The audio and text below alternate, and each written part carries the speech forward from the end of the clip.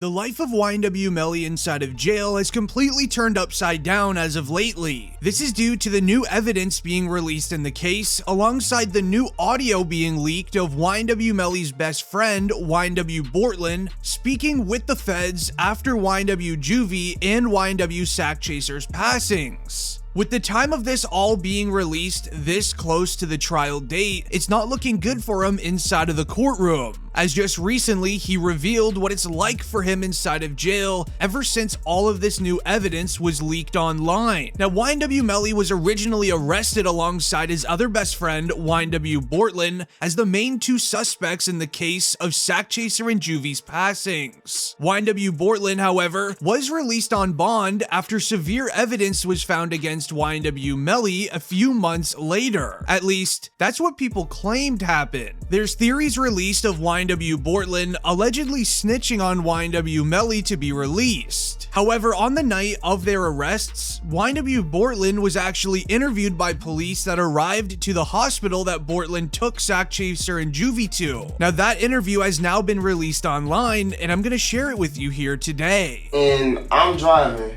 ducking for my life, trying to make sure I don't get hit. And you telling me, you telling me about shit. I don't know. You know what I'm saying? I'm trying to make sure I don't get hit. I'm driving. I'm trying to make sure I don't get hit. You know what I'm saying?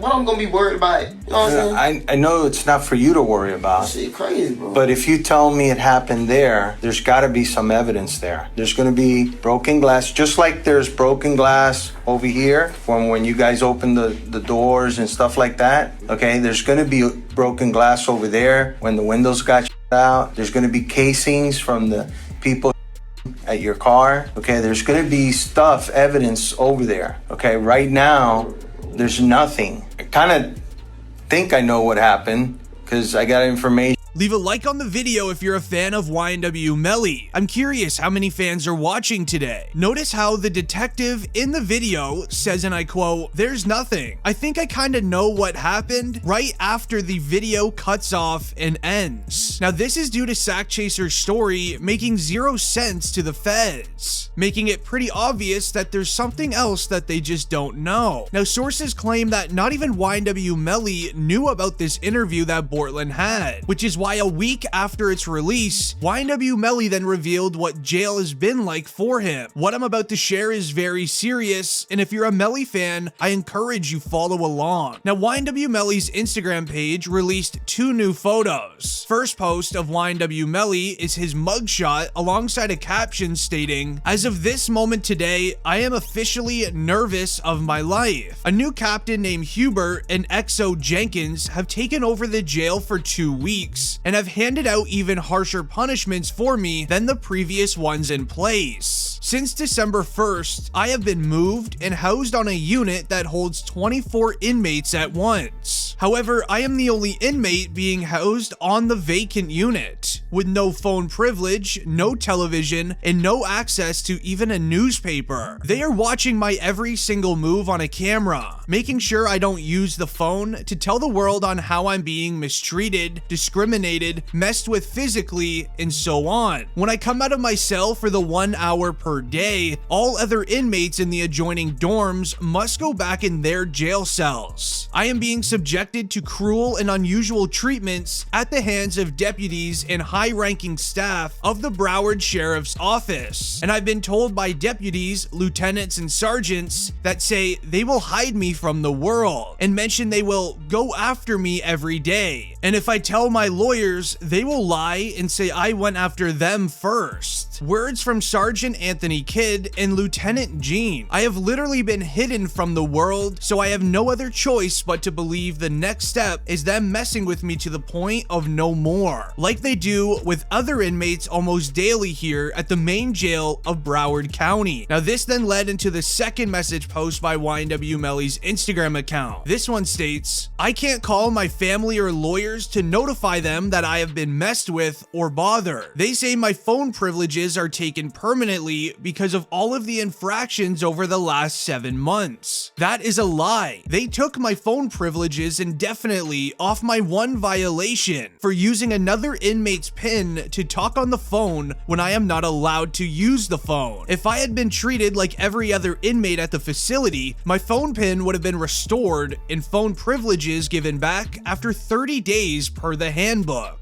I have, however, went without phone privileges since May 8th, 2022, and have not been given back my phone PIN since the first year that I was here. I have served all of my disciplinary time, so why are my phone privileges still taken? Why am I the only inmate on a unit by themselves, blocked from any human interaction? There are inmates here that have been convicted of orchestrating robberies over the jail phone, and another who planned to escape from the jail that was carried all over the jail phone. They are still allowed to use the phone after committing serious crimes and security concerns to the facility, but my phone privileges are taken indefinitely for violating a phone policy that carries a punishment of only 30 days max. I am housed and surrounded in the care of power-struck deputies and captains of high authorities that have even told me to my face that they don't like me and I make them mad. I am not safe in the hands of these people, especially if the highest in command doesn't even like me. I am nervous of my life. My family is nervous. I can't do another day here. Someone please help me get moved to another county jail until my trial.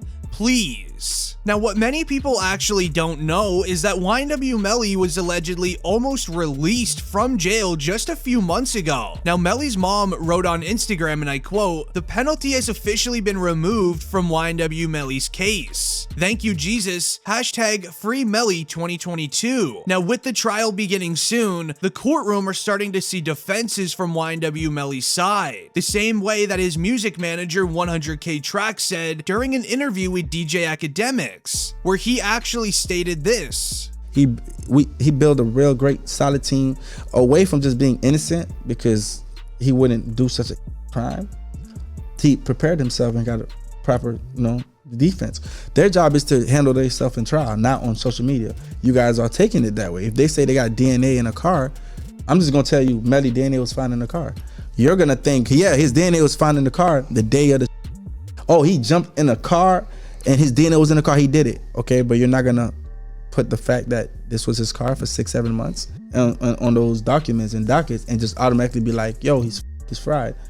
You don't even know what the defense is. You don't even know what the rebuttal is. You don't even know why that situation occurred. You hear ballistics flying, you don't know what the defense is. You hear this, you hear that, you get what I'm saying? I'm gonna be honest. Now, as mentioned in the video, if Melly's defense team has done as good as a job as sources claim, Melly could have been released from jail a few times until his trial began. This wouldn't just be a release of go to the free world, do whatever you want. It would have been some sort of house arrest agreement. But regardless, anything is better for YNW Melly than jail, as mentioned how he treated his experience earlier. But as usual, when anything good happens to YNW Melly, something bad always happens next. Now, this is when on September 30th, news outlets started reporting YNW Melly is being accused of teaming up with one of his lawyers to plot a prison escape. As the Broward County Jail where YNW Melly is currently locked up did an interview with Complex, where they mentioned in court, and I quote, "On April 11th, 2022, Broward Sheriff's Office received a confidential tip regarding inmates Nicholas Lewis and Jamal Demons, aka YNW Melly, both housed in the same unit at the main jail, planning an escape from jail by having Demons' attorney bring in 2 handcuff keys. Additional information provided by the source was that Lewis had an illegal item in jail, as well as narcotics that were not prescribed to him." Now, YNW Melly's mom even reacted to this, sharing what's really going on here.